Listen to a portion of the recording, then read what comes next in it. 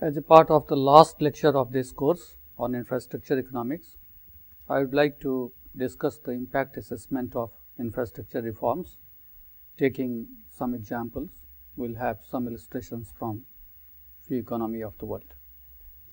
So, the brief outline is the meaning of impact assessment, why impact assessment is important for infrastructure projects in infrastructure reforms.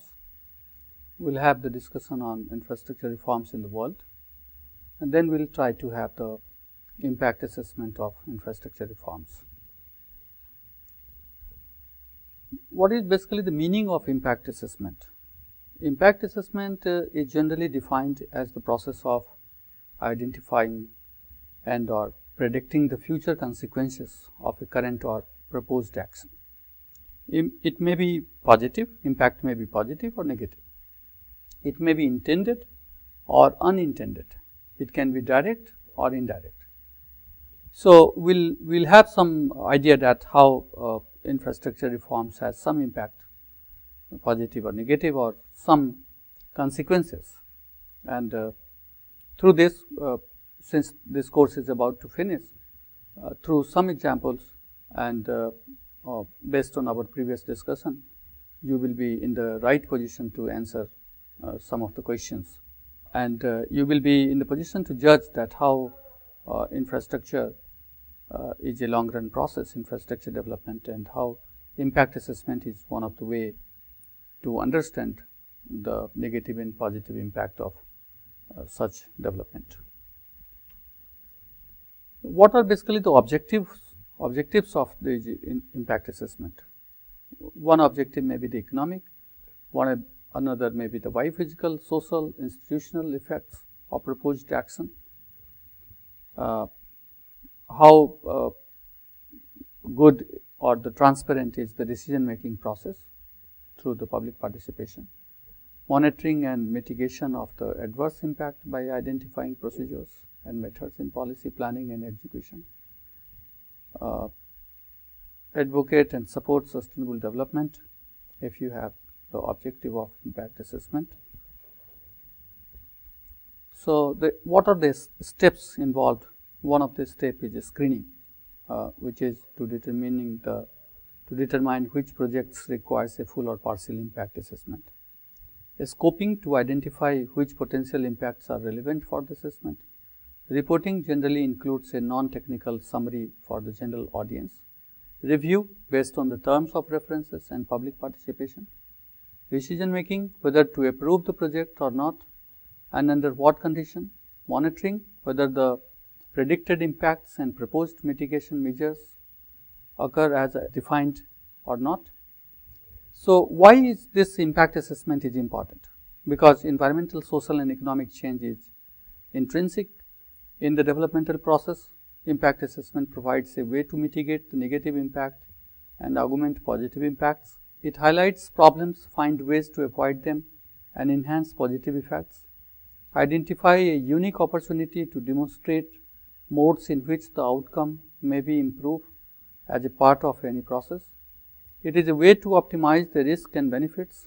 It ensures transparency and public participation in the decision making process. So, that is why the impact assessment has a tremendous role, and the economy which has a very good assessment, such impact assessment, they are really coming out with a better infrastructure facilities. In our previous lecture, when we were comparing one of the successful example and one of the failure case in India in terms of public private partnership, we have seen that in case of successful public private partnership, it was basically the assessment, cost assessment and the revenue assessment which a company has done in Tamil Nadu for the road construction, while it was not proper in case of DMRC. So, this play a very important role. So, apart from this, we have seen throughout this course that infrastructure reforms, infrastructure development is unavoidable today because of the population growth, because of the change in the quality of the living standard, because of the new things added in our life, new technical and other reforms which we had added in our economic day-to-day conditions. So, infrastructure became crucial for economic growth and poverty alleviation, and to maintain the level of dynamism in the economy, to have the increasing competitiveness in the economy, it is indeed important to develop, to maintain and to sustain the infrastructure, and this cannot be possible through a proper development and maintenance and reform process. Transportation can foster economic development, as we have seen in our previous discussion and examples. Energy infrastructure is equally important for industrial development and household consumption. Availability, accessibility and affordability of telecommunication are necessary for business and entrepreneurship, which we have already seen in case of many successful examples in the world. India alone is one of the examples where when the price and the tariff was reduced for the call rates, we have large number of customers added in the telecom market. High cost of infrastructure services and poor performance of publicly owned utilities in developing economies are the prime reasons behind infrastructure reforms.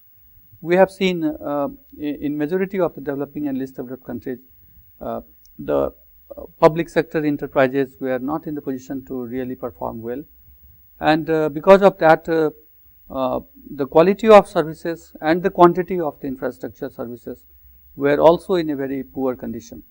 To uplift that poor condition into a better level, it was realized that it is better to reform, to involve the private parties through the public-private partnership model or through the auction method or through different types of privatization, which we have discussed in our previous lectures, that how infrastructure needs private support, and in an open economic model when most of the economies are integrating with each other, it is indeed important not to depend only on the public owned utilities, but to involve the private parties, not only within the country, but also from outside the country.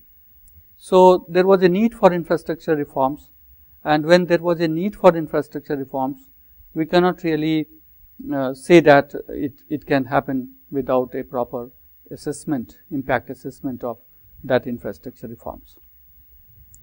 So, infrastructure reforms can notably improve performance, leading to higher investment, productivity and wider coverage.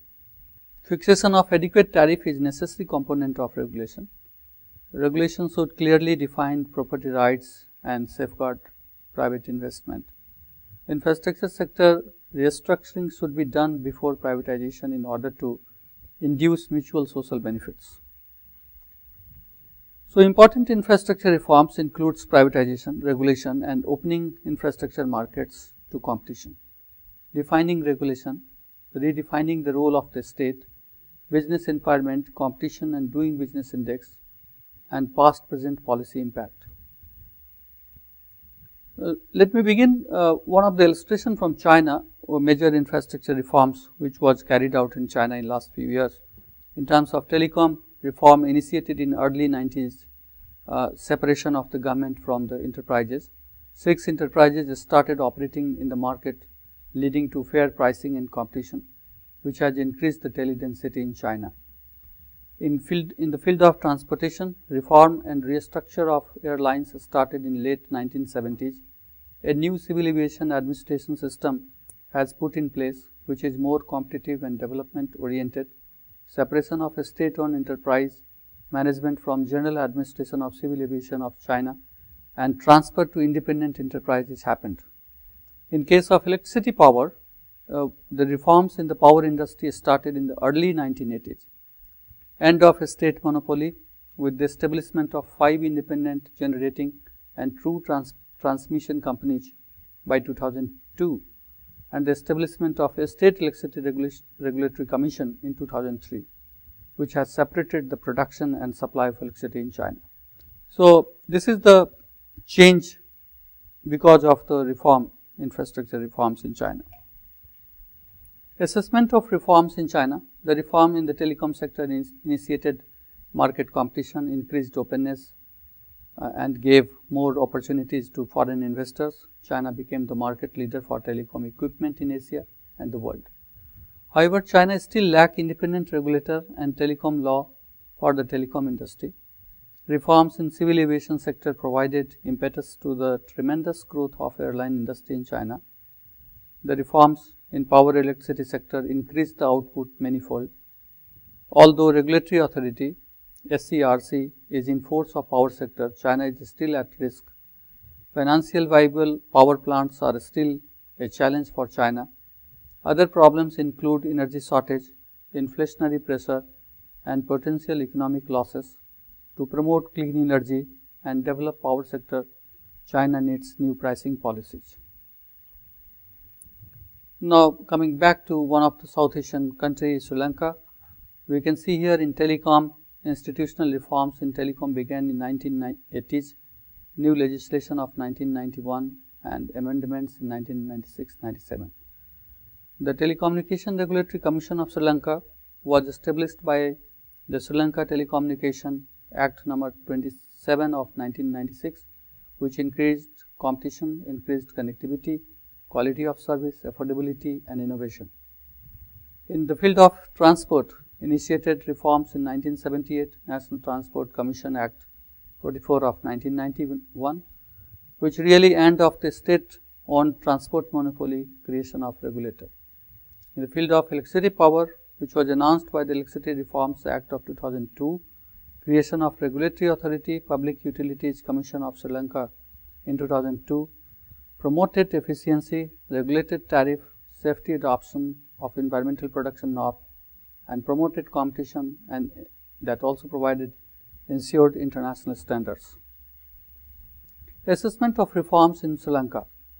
The telecom sector of Sri Lanka is seen as one of the most open sector among developing countries in Asia Pacific region. This has improved competition in telecom sector after the reforms resulted in increased telephone connections and the tele-density. However, bottlenecks such as the absence of an adequate backbone network and the relative high baseline prices are constraints to growth of telecom infrastructure. The National Transport Commission is largely been functioning as a permit issuing office and has not grown into the role of a regulator. Railway and highways infrastructure are still state-owned. Reforms in power sector brought about competition, but the regulator such as PUCSL was only functioning as the advisor to the government on policy decisions including tariff setting till March 2009. Power plant with more than 25 megawatt capacity will be controlled by the government. In Brazil, especially if we compare again the telecom, transport and electricity power, we are finding that in telecom, constitutional amendment of 1995, reforms of 1996, General Telecommunication Law of 1997, this has established telecom regulator, Anatel 1997, which has enhanced competition, provided universal access to the services, entry to the private mobile operator, raised privatization revenues. In case of transport, the reforms initiated in 1990s, privatization of rail network in 1996, which has administrative decentralization, increased private participation, restructured economic regulation, open markets and increased competition, cost rationalization for the maintenance. Electricity power reforms of 1996, creation of the Brazilian Electricity Regulatory Agency, ANEL 1996. Assessment of reforms in Brazil. Due to reforms in telecom sector, markets were opened to the competition and foreign players. Privatization of fixed telephony in 1998 resulted in massive increase in tele-density and broadband penetration. But one of the major concerns is the lack of domestic companies that could compete with existing foreign players in telecom. Railways reforms and privatization increased competition, efficiency and productivity, but on the cost of job losses. The reform process in power sector attracted proper investments and created competition within the industry. It also increased the amount of investments in energy efficiency manifold. However, legislative provisions are not sufficient to ensure efficient mobilization of resources and to optimize energy use. The social rates of return on World Bank projects. This is another way to find out how some of the infrastructure projects has certain social rates of return.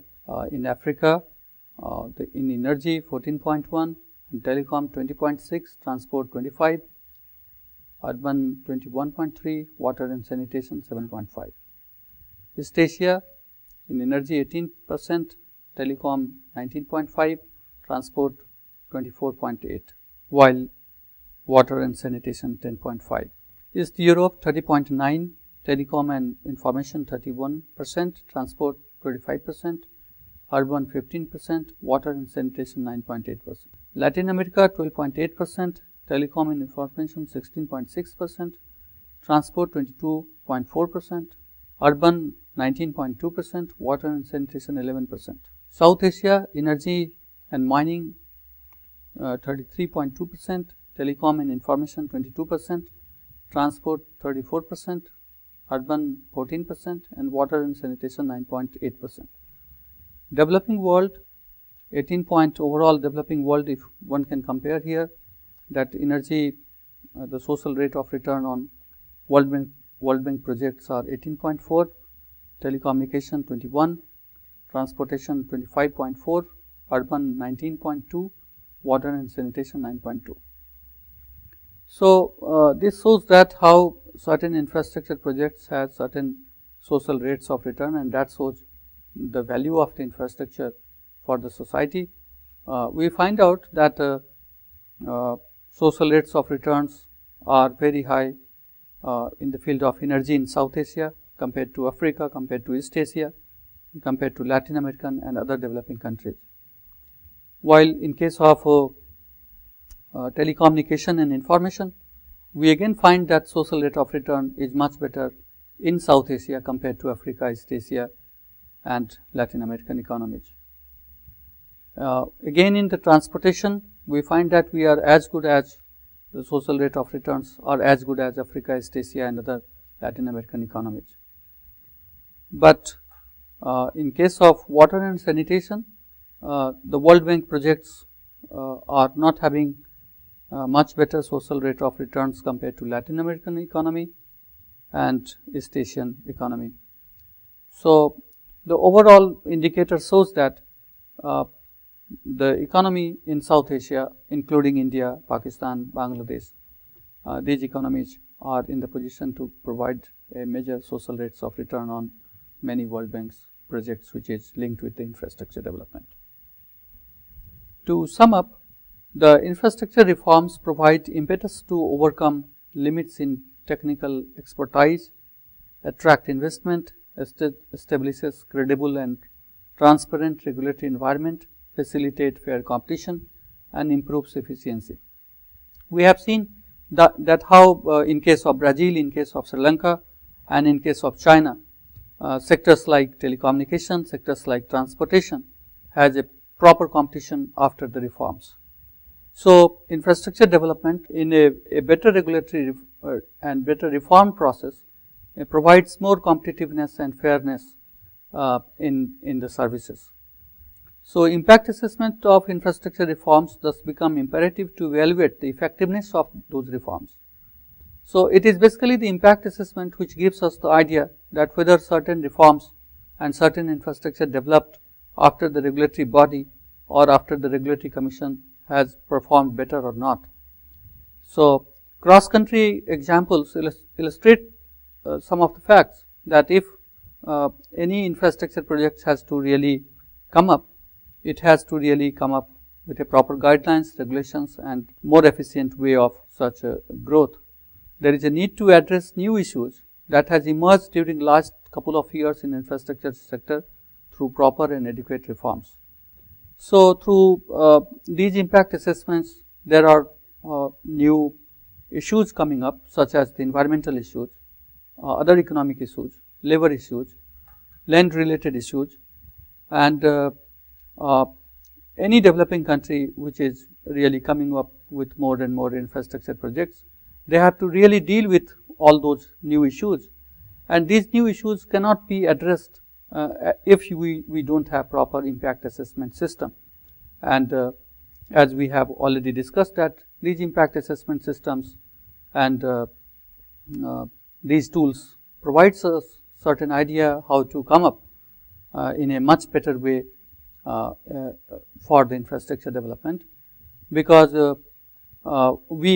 many developing countries are today in the position to really go for the second generation of infrastructure reforms, and that leads more issue based reforms, more issue based infrastructure developed, taking care of many sensitive issues are one of the major challenge for the infrastructure development today. I think with this note, I would like to finish this course on infrastructure economics. I will love that if many students who have joined this course will certainly drop certain questions. I will be available to answer those questions through the group email ID, and I hope you must have enjoyed this course on infrastructure economics. Thank you.